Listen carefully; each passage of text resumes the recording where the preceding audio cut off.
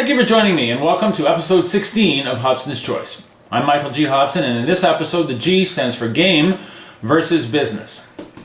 The NBA concluded in its post-game analysis that this was not a foul. This is Milwaukee's John Henson trying to chop off the head of the Raptors' Jonas Valanciunas with his arm. But according to the league, this was a legal play. Now, to provide some context for this play, it is the dying seconds of a February 23rd game in Toronto. The Bucks lead by 2. Valanciunas has the ball, drives to the basket, and jams for the tie as the buzzer sounds. The game officials do not call a foul on the play, which would have put Valanciunas, an 81% free throw shooter, at the free throw line with a chance to win the game. Instead, the game went into overtime and the Bucks eventually won it by 3. Now, the NBA has what's called the last 2-minute report, where the league looks at all officiating calls and non-calls in the last 2 minutes of every game decided by 5 points or less.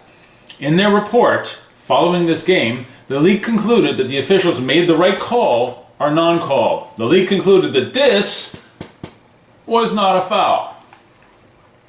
Now, it's one thing for game officials to miss the call, though this one is hard to miss. But the game moves fast and NBA officials have a hard time keeping up with the pace. But the league has instant replay and has the opportunity to watch this play a number of times from a number of different camera angles. Though, as I've said, this one is hard to miss. So why would the NBA come to such an obviously erroneous conclusion? That's where the business side of the league comes into play. To provide some history, on February 1st, 1984, David Stern was named commissioner. At the time, the league was a moderately successful association, but it had Larry Bird and Magic Johnson as its stars. The next year, Michael Jordan was drafted into the league. Stern wisely decided that marketing the stars would expand the awareness and interest of the league. It was called brand equity, turn the game's best players into marketing superstars. As the popularity of these players grew, so too with the interest in the league. And it worked. Soon, the NBA was a global phenomenon. But the marketing of the stars was more than just commercials. Those superstars had to evolve from the game. So the league insisted that game officials favor those superstars within the game. When superstars make great plays and score points, it boosts interest in the league. Even if some of the calls that enabled those stars were questionable, if not dubious. So it wasn't surprising then that the slight bastardization of the rules gave birth to Tim Donaghy, a rogue official, as Stern called him. Donaghy pleaded guilty to charges that he threw games for gambling purposes. Stern insisted Donaghy acted alone, but in the following years a number of veteran officials were weaned out of the league. This is what comes from asking officials to play politics within the game as well as officiating the game.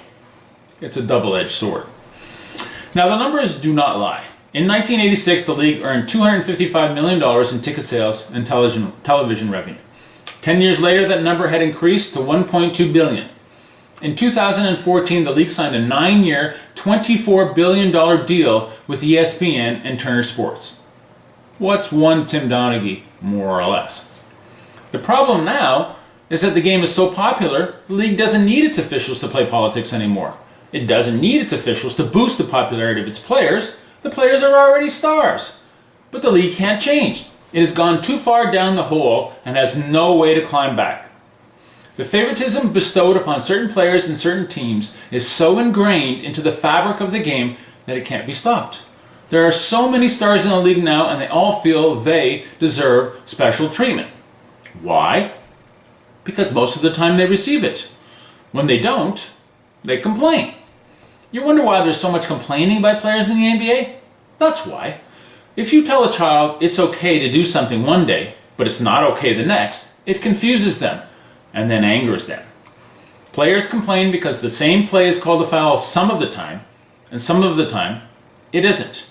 Depends on the game situation and the players and the teams involved. For instance, if it's LeBron James, a simple whisk across the forearm with a pinky is a foul. Like a butterfly flying in front of a charging rhino and getting called for a foul. If it's Jonas Valanciunas, well, fortunately he managed to keep his head.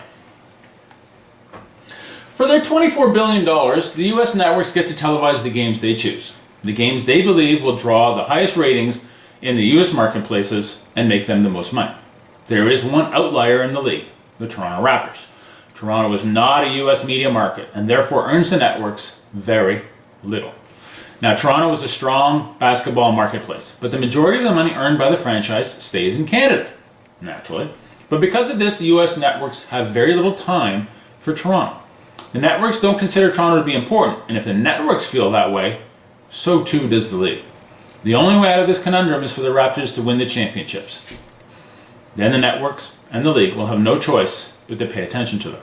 In the meantime, the players, coaches, management, and fans have to accept that game officials will rarely favor them in games. On the contrary, calls will likely go against them. Last week, the number 1 team in the East played the number 1 team in the West. Typically, this would be the biggest game of the night and would be broadcast across the continent. But the game wasn't televised outside of one local market.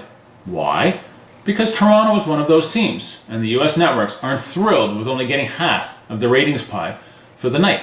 So they'll do Washington, New Orleans, or Chicago, Detroit instead. And the Raptors are aware of this financial bias. That's why complaining to the league about this foul is moot. The league's likeliest answer? Be glad you're a member of the league. Incidentally, on the date of this taping, the Raptors have won 16 of their past 17 games. Their only loss? This game. Till next time, my friends, be well.